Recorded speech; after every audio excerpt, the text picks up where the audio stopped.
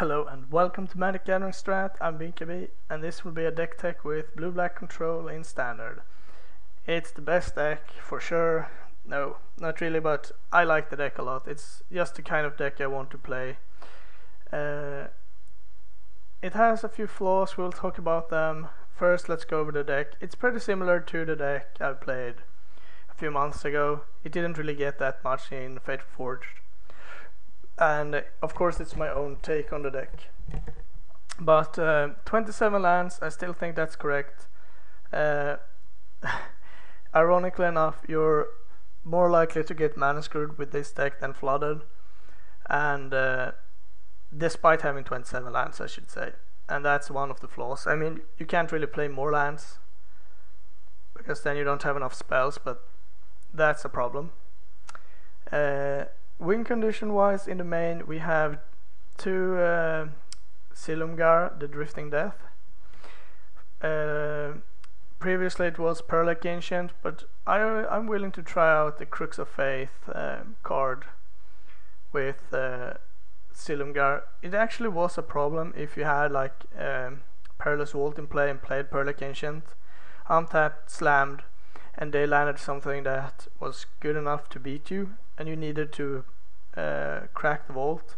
Then you need to return 3 lands and return the ancient and do it all over again, giving them 3-4 more draw steps.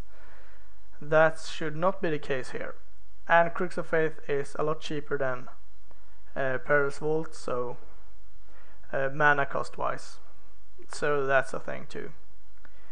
That's like the only changes. I added another Murderous Cut, or added a Murderous Cut I should say, 2 Ingenuity, 4 Dig Through Times, 1 Drowning Sorrow main, 3 Bioblights.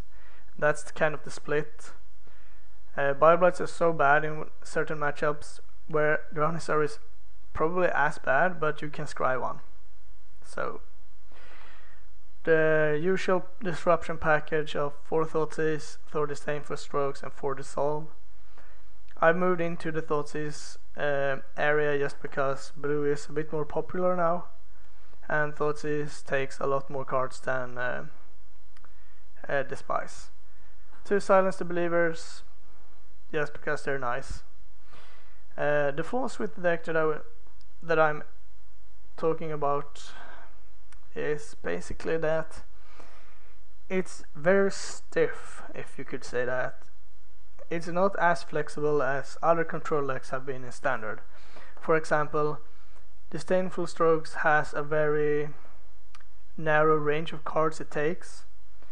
If you compare it to a card like Mana Leak, if you have Mana Leak up on turn 2, you can counter a 2-drop, a 3-drop, a 4-drop, a 5-drop, 6-drop probably.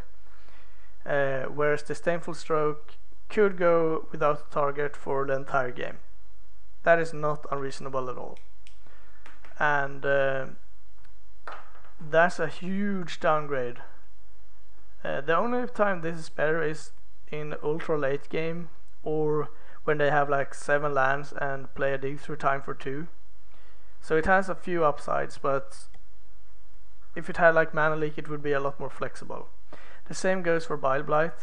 In some cases it's excellent, like when it's killing 15 goblin tokens or whatever, but compared to a card like Go for the Throat, that would have been excellent in this metagame.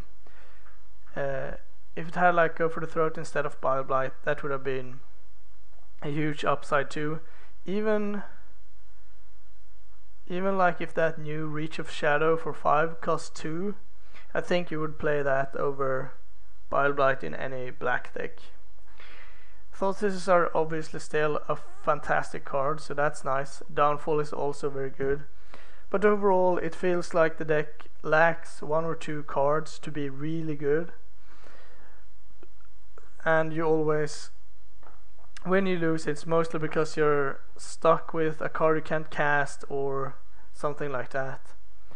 The mana base could have been better as well. It's pretty good. I mean, it's rare that you're missing the colors you need, but it happens sometimes, so it could have been a bit better. The strength of the deck is that, at least in my experience, it's really good against Abzan, and Abzan makes up like a third of the metagame online or something like that. So I think it's a pretty good choice against the Magic Online metagame. It's also not dead against the hyper aggressive decks. Yes, it needs a decent draw, but as soon as you resolve like a dragon, you should win. And the sideboard has a lot of cards to cover that matchup.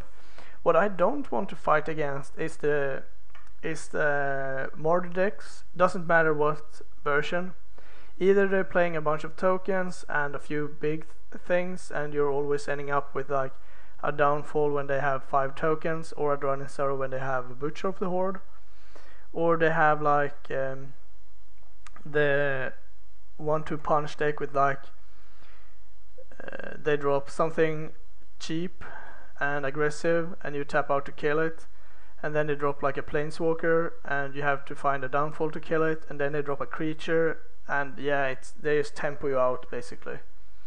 And your win conditions are extremely vulnerable. They have 4 Crackling Dooms, 4 Downfall, and probably a Crux of Fate or 2. They can kill your win conditions without a problem from turn 3 and up. So that's a huge minus for the deck. And lastly, I don't want to play the mirror. I love to play the mirror games when it feels like it's fair, but every time I'm facing the mirror or like blue-black X decks, they always have like 0 Silence the Believers, 0 Bile Blights, 0 Drowning Sorrows, and they have like 8 win conditions and main deck negates, and it's just like it always feels like their deck is tuned to beat other control decks. And I rarely do that with my control decks, because you can fix that with the sideboard a bit, and then I always think, well, they can't really have that much else in the sideboard, but they do. So other people playing control usually play somewhere around 70 cards against control, so I always get crushed, and that's not fun. But it's okay. It's rare to face them, and sometimes you can beat them on raw skill. So for the sideboard, I have a few more win conditions: a Liliana and 2 Ashioks. Ashiok is for the matchups where, like, when you're playing against a control deck, they're pretty good, and when you're playing against like a green big deck, they're pretty good. I think decks that have a problem removing it's pretty good against. Same with Liliana against control decks and slower decks. We have another Silence. It's good against devotion decks, gods, stuff that is indestructible, and Sarkhan and whatever. It's a pretty good card, and it's a good value card later in the game. Here's the concession to the aggressive decks: 2 more Drowning Sorrows, 2 Ferocous Cures, and a Bile Blight. So it's a little versatile removal suit. I've been pretty happy with it, so I'm letting it stay. 1 Despise, especially when you're on the draw against like the mirror or any blue-black based deck Sultai. It's nice to have Despise to be able to snag their Ashioks, because Ashiok is actually the big problem, because it goes under your count spells. So that's why it's there. 3 Murklurkers. They have multiple purposes. They're good against aggro, they're good against control, because it's a threat, and yeah, it's good against a variety of decks, and I like it a lot. And 2 Negates, also against the control matchup, but also against the decks that has like 0 creatures, like a Super Friend deck, where Murderous Cut and Silence the Believers are just dead cards. Then you can bring them out and bring in the negates. So I think the deck list is pretty solid. Hopefully Dragons of Tarkir brings something more to the mix. I would be happy with basically anything, but yeah, something to fill up the deck's weaker slots. Also good to remember that it's not that far off a rotation, just a few months, and we will lose a lot of cards. We lose Thoughtseize, Dissolve, Downfall, Silence the Believers, ingenuity, but we do get to keep a lot of cards. So and to be fair, like dissolve could be replaced with dissipate or cancel even, so it's okay. Anyway, that's the deck tech. I'll try to get some games in, and we'll see how it goes. See you at the first match.